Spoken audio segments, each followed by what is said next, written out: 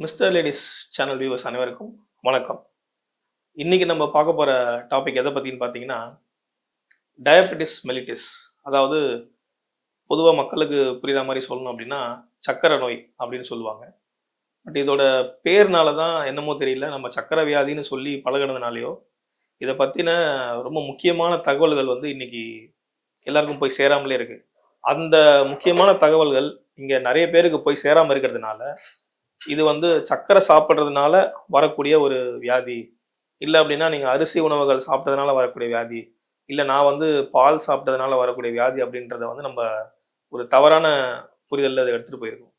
So இந்த சர்க்கரை வியாதி அப்படின்னு சொல்லக்கூடிய இந்த டயபெட்டிஸ் மெலிட்டிஸ் இதோடைய உண்மையான பேர் வந்து தமிழ்ல என்னன்னு பார்த்தீங்கன்னா, நீர் அழிவு நோய் அப்படின்னு தான் இதோட பேரே வச்சிருக்காங்க. இப்ப இந்த நீர் அழிவு நோய் அப்படின்னா அது என்ன? அப்ப நீர் அழிவு நோய் நம்ம பேர சொல்லும்பொழுது, அதோட பேர்லயே அதுக்கான அர்த்தமும் நமக்கு இருக்கு. இத பார்க்காம நம்ம வந்து இது வந்து சர்க்கரை வியாதி, சர்க்கரை சாப்பிட்டதுனால வந்த வியாதி அப்படின்னு நெனச்சுட்டு, அந்த மாரியான பொருட்கள அவாய்ட் பண்ணலாமா?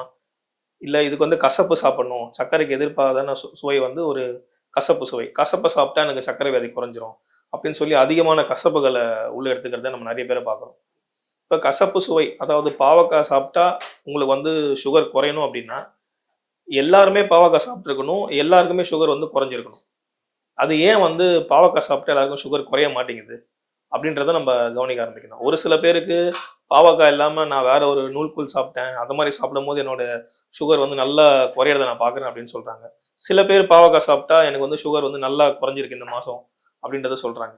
இது ஏன் ஒவ்வொருத்தருக்கும் வந்து மாறுபடுது அப்படின்றத வந்து நம்ம ரொம்ப கவனமா எடுத்துட்டு, அதுக்கேத்த மாதிரியான சில டயட், அதுக்கேத்த மாதிரியான ஃபுட்ட வந்து நீங்க எடுக்கும்பொழுது, உங்களுடைய சர்க்கரை வியாதி வந்து மாத்திரை மருந்துகள் இல்லாமன்னு சொல்றத விட, இப்ப எடுத்துக்கிட்டு இருக்க மாத்திரை வந்து அளவு ரொம்ப அதிகமா குறைஞ்சு எடுக்கிற நிலைமைக்கு நீங்க வந்துடுவீங்க. அப்போ இந்த சர்க்கரை வியாதி அப்படின்னு சொல்லக்கூடிய டயபெட்டிஸ் மெலிட்டிஸ், நம்ம சொன்ன மாரி நீரழிவு நோய்ன்னு சொன்னோம் இல்லைங்களா? இப்ப இது உங்க உடம்புக்குள்ள என்னவா நடக்குது? இது எந்த பஞ்சபூதத்த பாதிச்சதுன்றத நீங்களே வந்து இத வந்து ஈஸியா கண்டுபிடிக்கிற மாதிரியான சில டிப்ஸ தான் நம்ம வந்து இந்த இந்த வீடியோல தரப்போறோம். இப்ப நீரழிவு நோய் அப்படின்னா, இதோட பேர்லயே நம்ம முதல்ல சொன்ன மாரி இதோட பேர்லயே இருக்கு. அந்த உடம்புல இருக்கக்கூடிய நீரை அழிச்சு வெளிய தள்ளக்கூடிய நோய் தான் வந்து இந்த நீர் அழிவு நோய்ன்னு சொல்றோம். நம்ம உடம்புல நீரா பஞ்சபூதத்துல நீரா நம்ம உடம்புல என்ன இருக்கு அப்படின்னு பார்த்தீங்கன்னா, ரத்தம் இருக்கு. அப்ப ரத்தம் அந்த மாரியான ஒரு சில உறுப்புகள், சிறுநீரகங்கள் அந்த மாரிலாம் இருக்கு இல்லையா? அப்போ உங்களுக்கு ஒரு டயபெட்டிஸ் வந்துருச்சு. ஒரு ஒரு நீரிழிவு நோய் வந்துருச்சு அப்படின்னா, அது முதல்ல அவருக்கு என்ன விஷயத்த வந்து பாதிக்குது அப்படின்னு பார்த்தீங்கன்னா, நெறைய ஃப்ரீக்வென்ட் யூரினேஷன் சொல்லுவாங்க. நெறைய நான் வந்து யூரின் பாஸ் பண்ணிட்டே இருக்கேன் சார். அடிக்கடிக்கு எனக்கு வந்து சிறுநீர் கழிக்கிற சென்சேஷன் வந்துட்டே இருக்குன்னு சொல்லுவாங்க. இதுக்கெல்லாம் காரணம், உங்க உடம்புல இருந்து முதல்ல அது வந்து நீர வெளியேற்றக்கூடிய வேலைகள வந்து அது பார்க்க ஆரம்பிச்சுன்னு சொல்லுவோம். இப்ப நீங்க உதாரணத்துக்கு இந்த நம்ம வந்து இந்த பூமியில வாழ்ந்துட்டு இருக்கோம். இந்த பூமியில எங்க நீரே இருக்காது அப்படின்னு நீங்க பார்த்தீங்க அப்படின்னா, பாலைவனத்தில மட்டும் தான் வந்து உங்களுக்கு நீர் கிடைக்காது. அப்போ பாலைவனத்தில நீர் போயிடுச்சு இல்ல அப்படின்னா, அங்க வேற எந்த பஞ்சபூதங்கள் வந்து அதிகமா இருக்குன்னு பார்க்கணும். இப்ப பாலைவனத்தில என்ன அதிகமா இருக்கும் அப்படின்னு கேட்டீங்கன்னா, பாலைவனத்தில மண் அதிகமா இருக்கும். ஏன் அப்படின்னா, சூரியன் வெப்பம் அதிகமா இருக்கும். இப்போ சூரியனோட வெப்பம் அதிகமானதுனால, அங்க நீர் இல்லாத தன்மை ஏற்பட்டு, மண் என்கிற பூதம் வந்து பாலைவனத்தில அதிகமாகிட்டே இருக்கு. இப்ப அதே மாதிரி நம்ம சித்தர்கள் சொன்ன மாதிரி, அண்டத்தில இருக்கிறது தான் நம்ம பிண்டத்திலயும் இருக்கு அப்படின்ற சொன்னாங்க இல்லையா? அதே மாதிரி இந்த பூமி கூட உங்களுடைய உடம்பையும் வந்து சேர்த்து வச்சு பாருங்க. கம்பேர் பண்ணி பார்க்கணும். அப்போ பாலைவனத்தில என்ன நடக்குதோ, அதே விஷயம் உங்க உடம்புக்குள்ளேயும் நடக்க ஆரம்பிக்கும். அதாவது நீர வெளியேறுது. நீர வெளியேற்றதுக்கு காரணம் உடல் உஷ்ணம். இன்னைக்கு முக்கியமான இந்த சர்க்கரை வியாதிக்கு வந்து உடல் உஷ்ணம் வந்து ஒரு பெரிய காரணமா பேசப்பட்டுட்டு இருக்கு. அப்போ இப்ப நீர் வெளிய போயிடுச்சு. உஷ்ணம் அதிகமாச்சு. நீர் வெளிய போயிடுச்சு. 2 பூதமும் நம்ம சித்தர்கள் கூற்றுப்படி வந்து பார்த்தீங்கன்னா, எந்த ஒரு பூதமும் வந்து மிகினும், குறையினும் நோய் செய்யும் அப்படின்னு தான் சொல்லுவாங்க. அப்போ உங்களுக்கு வந்து நீர் அழிவு நோய் இருக்கிறதுனால, நீர் அதிகமாக வெளியேற்றப்பட்டு, மண் பூதம் வந்து அதிகமா இருக்கும். வெப்பம் அதிகமா இருக்கும். அதனால நீர் வந்து வெளியேற்றப்படும். அதனால மண் பூதம் அதிகமாகும். மண் பூதம் அப்படின்னா, நம்ம உடம்புல எத சொல்லுவோம் அப்படின்னா, நம்முடைய கால்கள வந்து மண் பூதத்து கூட வந்து கம்பேர் பண்ணி சொல்லுவாங்க. அப்புறம் வந்து உங்களுடைய மசில். அப்ப சில பேருக்கு யாருக்கெல்லாம் இந்த மாரி யூரினேஷன் ஸ்டார்ட் ஆகுது, அப்படின்னு பார்த்து அதுக்கப்புறம் வந்து என்ன அவங்களுக்கு வந்து பிரச்சனை வரும் அப்படின்னா, அவங்களுடைய மசில் மாஸ் அப்படின்னு சொல்லக்கூடிய தன்னுடைய தசை மண்டலத்துல இருக்கக்கூடிய வலு வந்து அவங்க வந்து கொஞ்சம் கொஞ்சமா வந்து இழக்க நேரிடும். அதனால தான் நம்ம வந்து வெயிட் லாஸ் எல்லாம் வந்து நெறைய டயபெட்டிக் பேஷண்ட்க்கு வந்து அடிக்கடிக்கு நம்ம பார்க்குறோம். வெயிட் லாஸ் ஆகுறது எல்லாமே. இப்போ மண்புதம் அதிகமாயிடுச்சு. அதனால வந்து வெயிட் லாஸ் ஆயிட்டு எல்லாமே வந்துருச்சு. அது மட்டும் இல்லாம, அந்த மண் பூதத்துல மட்டும் தான், அது வந்து ரத்தம் வந்து காலுக்கு போகக்கூடிய இடத்துல மட்டும் அந்த நீர் குறைஞ்சு, அதாவது ரத்தம் குறைவு ஏற்பட்டு, அங்க தான் வந்து டயபெட்டிக் சம்மந்தப்பட்ட புண் சம்மந்தப்பட்ட அடி, இது மாரியான பிரச்சனைகள வந்து பார்ப்பீங்க. இப்ப நம்ம சொன்ன மாதிரி வந்து ஃபர்ஸ்ட்டு வந்து வெப்பம் அதிகமாச்சு. அதனால அது நீர வெளியேத்துச்சு. அதனால மண் பூதம் அதிகமாச்சு. அடுத்தது வந்து பார்த்தீங்கன்னா, காற்று அப்படின்ற ஒரு பூதம் இருக்கு. இது உங்க உடம்புல என்ன பண்ணுதுன்னு பார்த்தீங்கன்னா, பாலைவனத்தில வறட்சியான காத்து மட்டும் தான் இருக்கும். பாலைவனத்தில வந்து ஒரு புயல்னு சொல்லுவாங்க. மண் புயல்னு சொல்லிட்டு. சாண்ட் ஸ்டார்ம் அப்படின்னு சொல்லுவாங்க. இந்த மண்ணால அப்படியே புயல் மாரி வரும். அப்பன்னா வந்து வறண்ட காத்து மட்டும் தான் அங்க உடம்புக்குள்ள இருக்கும். அப்ப ஒரு வறண்ட காத்து, அத உடம்புல நம்ம என்னவா சொல்லணும் அப்படின்னா, வாதம் அப்படின்னு சொல்லுவாங்க. அப்ப என்ன நடக்கும் அப்படின்னா, உடம்புல வந்து அதிகமான வறட்சிய உண்டாக்கி, உங்களுடைய கால் பாதத்துக்கு மேல, அதாவது அந்த கணுக்கால்ன்னு சொல்லக்கூடிய மேல வந்து பார்த்தீங்கன்னா, நெறைய பேருக்கு வந்து சின்ன சின்னதா வறட்சி ஆயிட்டு வெடிப்பு விடுற மாரி வந்து சில ஸ்கின்ல இருக்கக்கூடிய ப்ராப்ளம்லாம் நம்ம பார்க்க ஆரம்பிப்போம். டயபெட்டிஸ் இருக்கக்கூடிய நெறைய பேருக்கு வந்து இன்னைக்கு அந்த மாரியான ஒரு ஒரு வெடிப்பு தன்மையான ஒரு விஷயம் வந்து வந்துரும். கால் வந்து கொஞ்சம் கருப்பாக மாற ஆரம்பிச்சுரும்.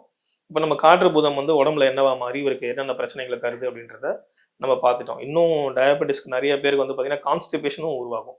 கான்ஸ்டிபேஷனும் வந்து பார்த்தீங்கன்னா, உங்களுக்கு நீர் குறையறதுனாலயும், இந்த காத்து வந்து அதிகமாயிட்டே இருக்கிறதுனாலயும் தான் உங்களுக்கு வந்து கான்ஸ்டிபேஷனும் வரும். அதுக்கப்புறம் வந்து பார்த்தீங்கன்னா, ஆகாய பூதம் மட்டும் தான் இருக்கு. 5 பூதத்துல 4 பூதம் வந்து உடம்புல என்ன மாரியான பிரச்சனைகள் தருதுன்னு பார்த்துட்டோம். அதுக்கு அடுத்து டயாபெட்டிஸ் என்ன பண்ணும்னு பார்த்தீங்கன்னா, 5வதா உங்க உடம்புல இருக்கக்கூடிய ஆகாய பூதத்த வந்து பாதிக்க ஆரம்பிக்கும். ஆகாய பூதம்னா என்ன அப்டின்னா, உங்க உடம்புல இருக்கக்கூடிய பெரிஸ்டால்டிக் மூவ்மெண்ட்ன்னு சொல்லுவாங்க. பெரிஸ்டால்டிக் மூவ்மெண்ட் அப்டின்னா என்னன்னா, உங்க உடம்பு வந்து பார்த்தீங்கன்னா, சுருங்கி விரியும் தன்மை எங்கெங்கெல்லாம் இருக்கோ, அந்த எல்லா இடத்துலயுமே இந்த ஆகாய பூதம் வந்து இருக்கிறதா சொல்றாங்க.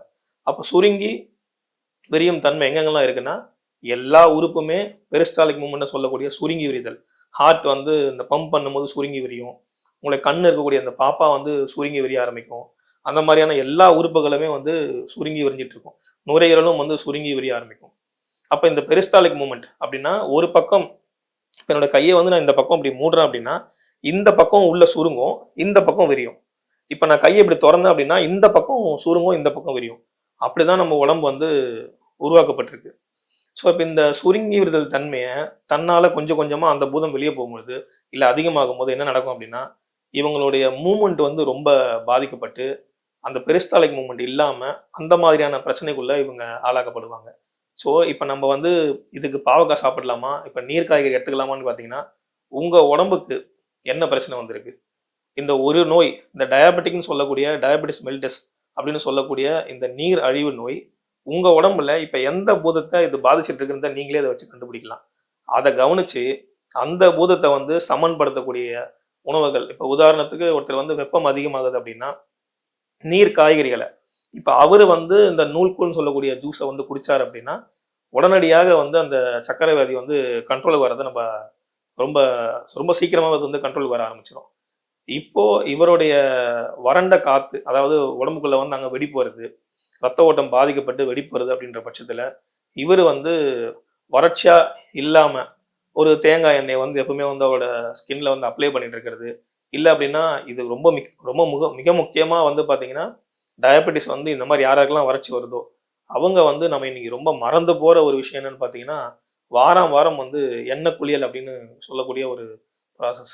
இவங்க வந்து கண்டிப்பா வந்து எண்ணெய் குளியல வந்து எடுத்துக்கும்போது பார்த்தீங்கன்னா, இவங்களுக்கு அந்த தோல்ல ஏற்படக்கூடிய வறட்சி, அப்புறம் சில தோல்ல தொற்றுகள் ஏற்பட்டு புண்ணு அந்த மாரியான விஷயங்கள் எல்லாமே வந்து, நம்ப வந்து படிப்படியா குறையறத பார்ப்போம். இப்ப அந்த மாதிரி உங்களுக்கு அவங்களுக்கு என்னென்ன பூதம் குறைஞ்சிருக்குன்னு பார்த்து, அதுக்கு ஏத்தா மாதிரியான உணவு முறைகள நீங்க எடுக்கும்போது பார்த்தீங்கன்னா, நிச்சயமா வந்து நீங்க வந்து உங்களுடைய டயாபெட்டிக்ல இருந்து மாத்திரை மருந்துகள்ல இருந்து வெளிய வரக்கூடிய வாய்ப்பு டயாபெட்டிக் ரிவர்ஸ்ன்னு சொல்லுவாங்க. அந்த மாரியான ப்ராசஸ் வந்து நெறைய பேருக்கு நடந்திருக்கு. உங்களுக்கும் கண்டிப்பா நடக்கும். உங்க உடம்புக்குள்ள என்னென்ன பூதம் குறைஞ்சிருக்கு, இல்ல அதிகமா இருக்கான்னு நீங்க தான் கவனிக்கணும். அத பார்த்து அதுக்கேத்த மாதிரியான உணவுகள் எடுங்க. இப்ப நான் சொன்ன இந்த 2 டிப்ஸ் இந்த எண்ணெய் குளியலும், அப்புறம் இந்த நூல்கோல் ஜூஸுன்னு சொன்னேன் இல்லைங்களா?